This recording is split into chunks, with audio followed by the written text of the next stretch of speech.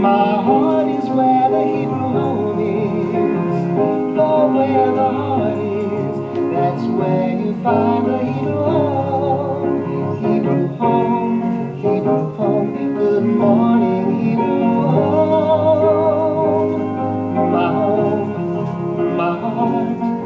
My heart is where the Hebrew home is. For where the heart is, that's where you find the Hebrew home.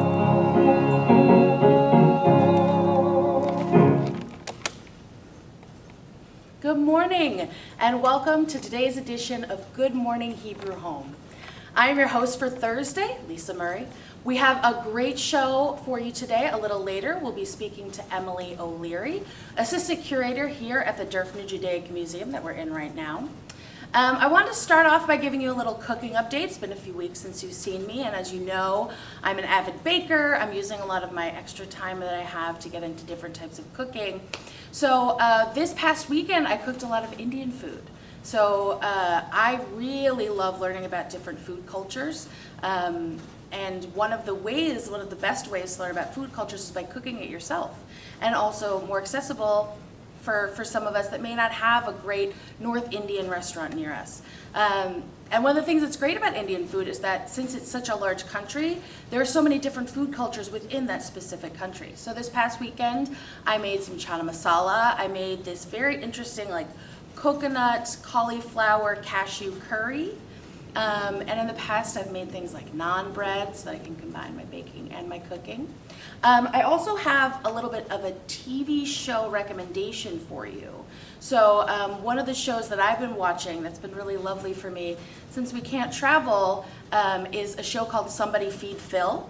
It's a man, Phil Rosenthal, who was the creator of Everybody Loves Raymond, a show you might have watched before, who's just, as they say, a mensch. And he goes all over the world and meets different people and tries different food cultures. And it is such a heartwarming show. It is the kind of thing that you get to watch and you can just relax and enjoy. However, it will make you very hungry to watch that show. The last episode I watched he was in Vietnam and inspired me to make banh mi sandwiches for lunch this week. So I recommend watch Somebody Feed Phil. It's on Netflix. If you have Netflix on your smart TV or if you have it on your phone or any way to watch it, I really recommend it.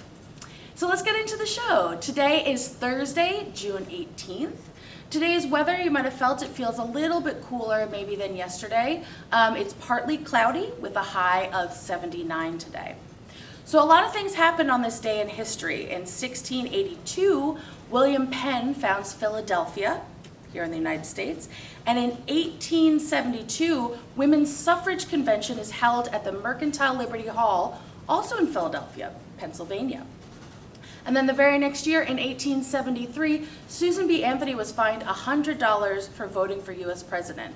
So you can see women's suffrage has gone back for a long time, and it wasn't until, about 100 years ago that women really got the right to vote. In 1898, the first amusement pier opens in Atlantic City in New Jersey. I bet a lot of you have been to Atlantic City before. And this one's special to me. In 1927, Paavo Nurmi, the flying Finn, runs a world record 2,000 meter in 5 seconds, 5.5 seconds, 24.6 seconds. Oh gosh, guys, I should have looked that up before I wrote it down. But he runs very fast. And the reason that this is close to my heart is because my mom's side of the family is all Finnish. So Paavo Nurmi is a name that I heard many times as one of those if you know Finnish people, he's like a real hero for the Finnish. So 2,000 meters, if you know how long that is and whether that's minutes or seconds, please let me know. I bet it's minutes. 1938, Babe Ruth is signed as a Dodgers coach for the rest of the season. And in 1967, it was the closing day of the Monterey International Pop Festival in Southern California. It was the first major United States appearance of Jimi Hendrix, Janis Joplin, The Who, and Otis Redding. And speaking of music, happy birthday to Paul McCartney today. He was born in 1942 in Liverpool, England, and you're probably familiar with him as one of the members of the Beatles, and then later on a songwriter on his own and in his band Wings. So birthdays today. Happy birthday to Karen from nursing and Brianna from care management. No resident birthdays today, but I am going to sneak in an extra happy birthday to David O on JR1, who's one of my, close friends here. Today's meal, today's lunch is herb chicken, sweet potato, and broccoli spears with pears for dessert. Dinner is Italian vegetable soup, cheese lasagna and garlic bread with cheesecake for dessert. That sounds good. That might be something I should bake coming up soon. So I am so excited to welcome our guest.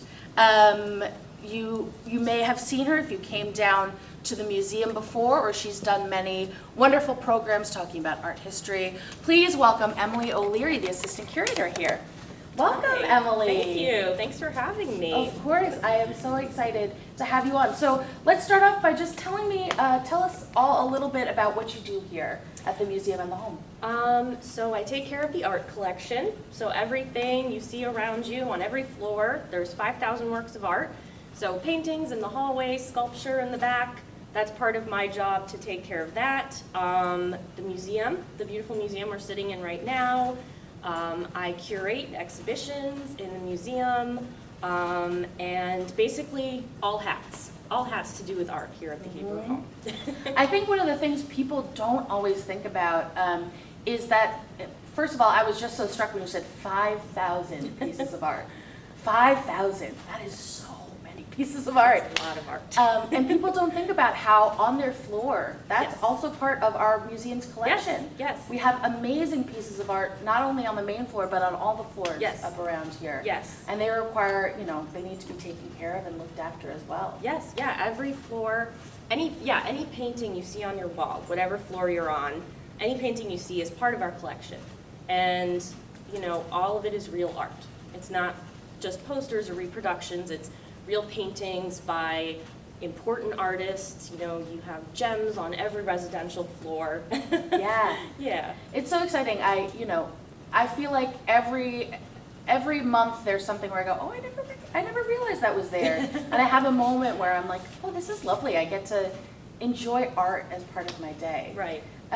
So what does an average day look for you? Of course, there's no average day here at the Hebrew Home, as we know. Right. But what does that look like for you? An average day for me is pretty much, like I said, wearing all hats. I usually come in, I check on the museum to make sure everything is good and turn on the lights, make sure the paper is taken off the prints because we have to prevent light damage. So that's one thing I didn't know that. Yep, so when we have shows in the museum, the gallery, you can kind of see behind me, a little sliver if I'm looking at the, it's a little bit messy right now. But the gallery, gets direct sunlight. So we have to make sure that we put brown paper up when we have art hanging there that are works on paper. So like prints or drawings or things like that. So open up the museum, turn on all the lights, put the shades up, your regular kind of thing. And then I get to grant writing. Oh, I was supposed to turn this on, wasn't I? Oh, there we go. You might be able to hear a little bit better now. You might be able to hear me. I've gotten very good at speaking loudly since I came to the Hebrew Home. An important skill, projecting. Yes, projecting. So where was I? I get to grant writing. So then I start with writing, grants for the museum and the art collection for all kinds of different things. Then I might go up to a floor and inventory the artwork on the floor and use my database to make sure everything's there. Then I might call a conservator conservators are people who fix and clean art. So everything during my day is every task you could imagine, pretty much. The more museum-related things, I'll spend time writing labels. So we don't have labels up on the residential neighborhoods, but if you look around on the main floor, you'll see labels. Sometimes there will be a little text, and we call that a chat. So the little texts are called chats, and we'll just tell you a little something about the artwork.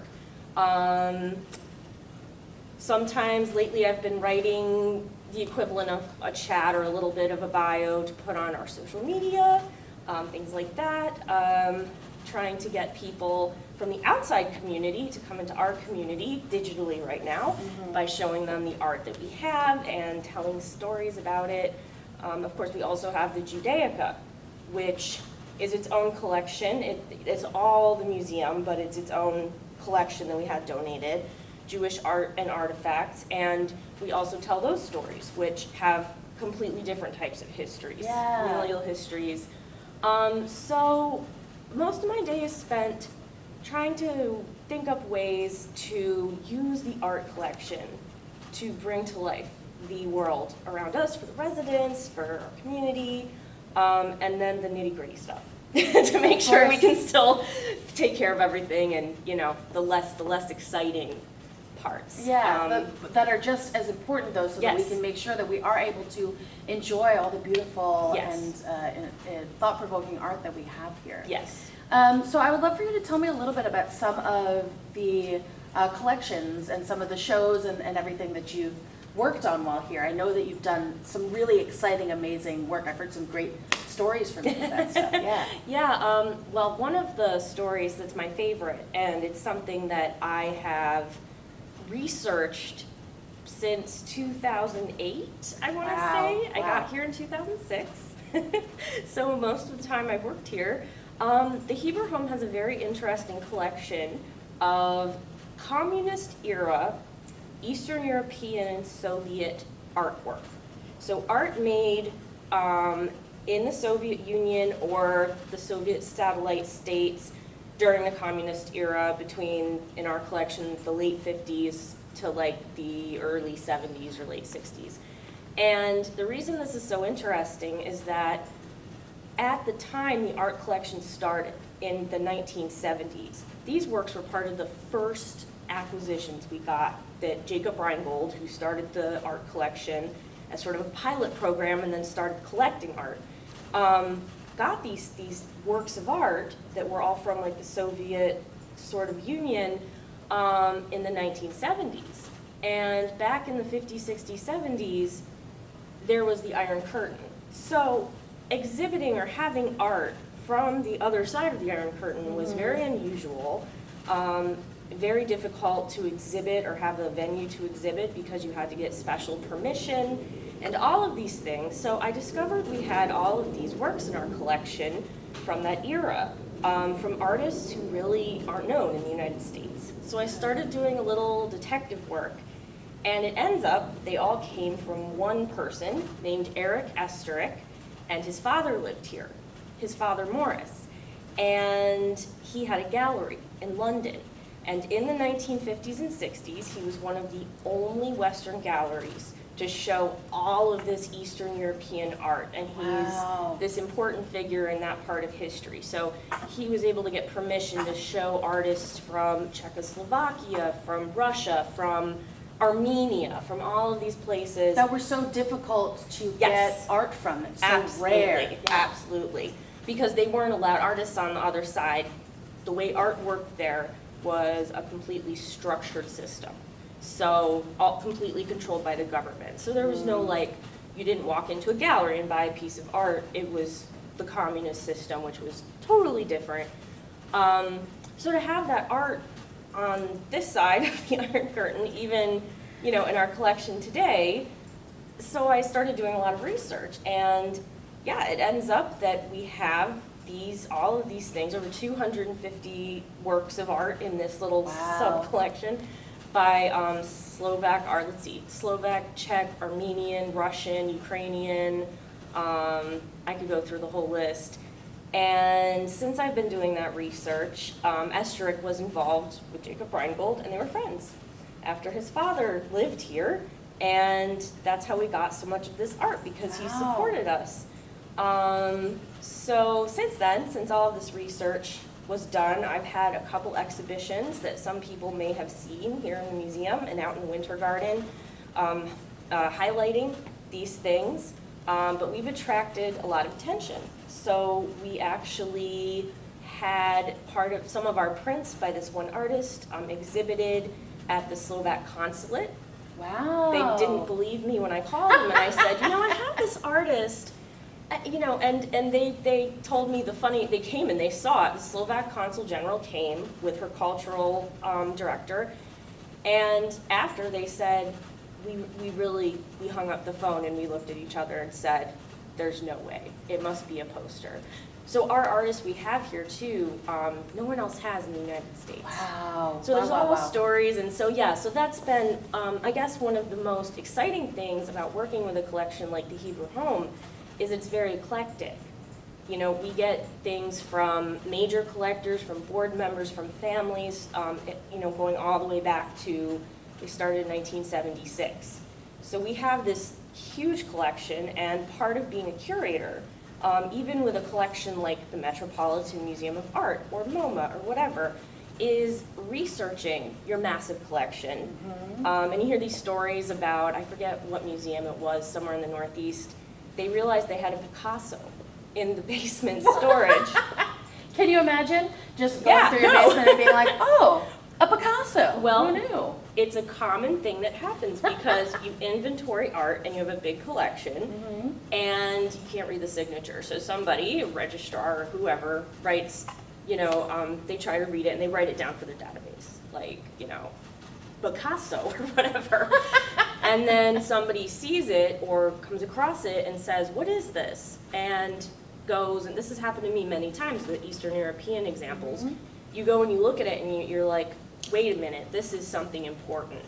So it happens all the time because you may have art in storage, it may be on the wall for a long time.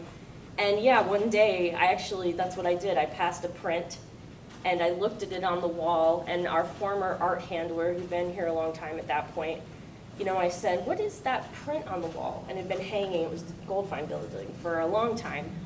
I'm like, what is that? Is that Will Barnett, who's a very famous, important American artist? We have some of his prints. And my colleague looks at me and goes, oh no, it's that Russian stuff.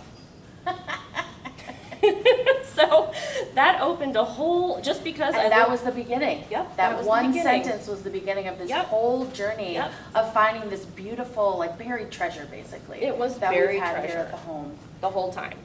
That's amazing. What an amazing It story. was, so I curated some shows around that. So when you ask about some of the shows, we've generated international attention. We've had curators come from Russia to see our prints here, lithographs. We have the Slovak consulate.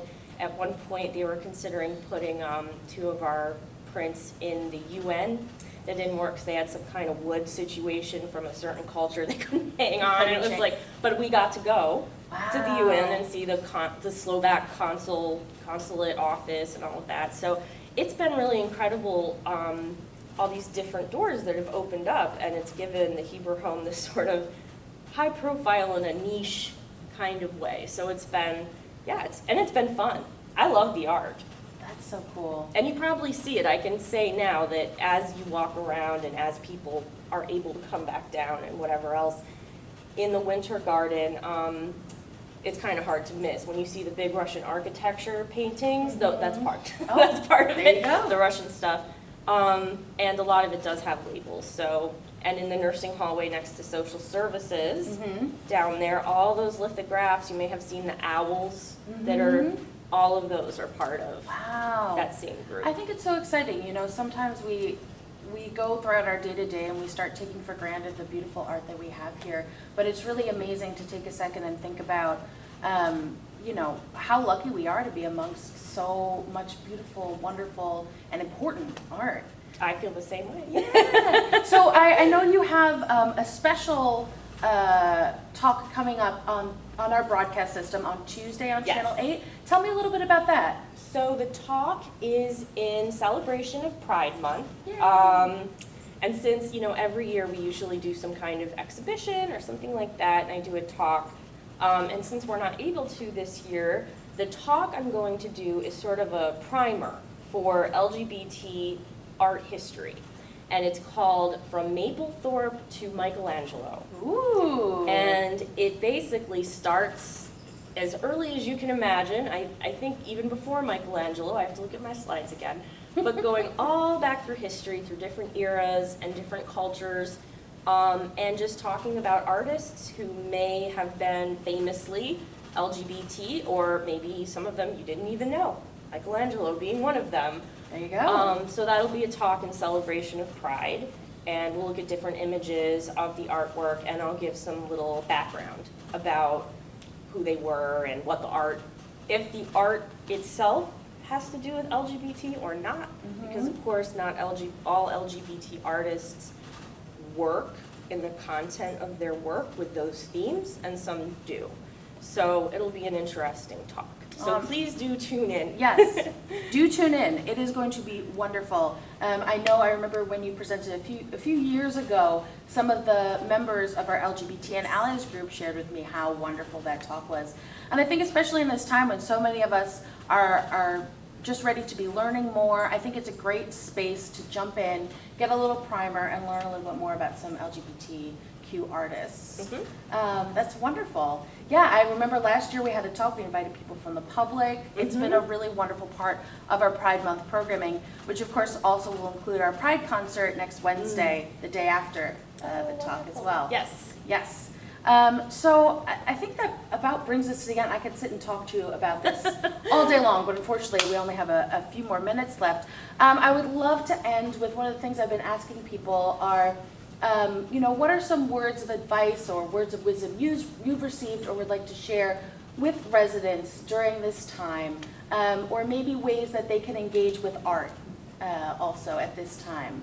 I would say one of my favorite things, when I realized that I wanted to be a curator, I did so because I chose an artist that inspired me. And I would say, in terms of engaging with art, because we do have all this art on the floors, pick a painting or pick a print that you like and think about why you like it, and think about what you see in it and where it takes you creatively.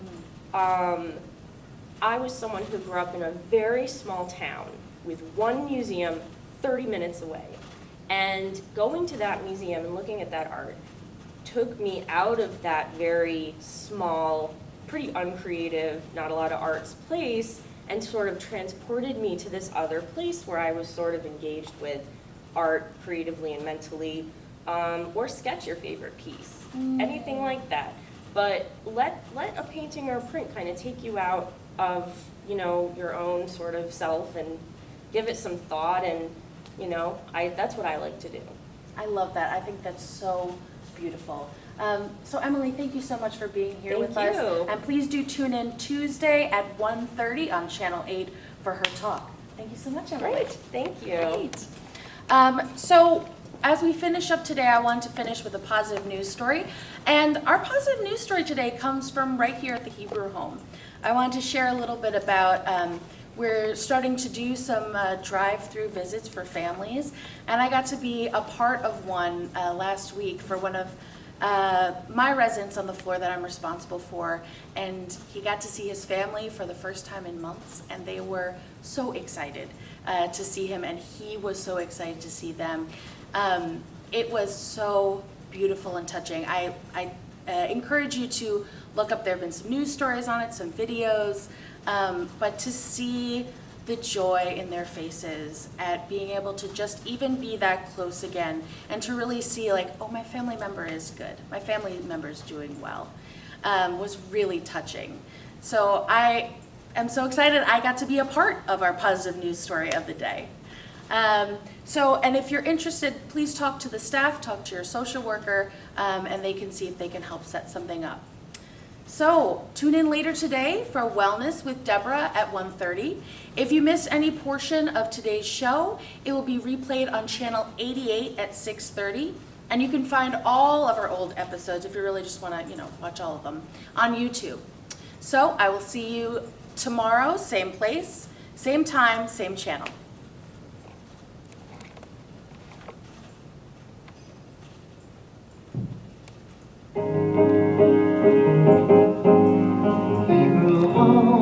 Hebrew home, good morning, Hebrew home.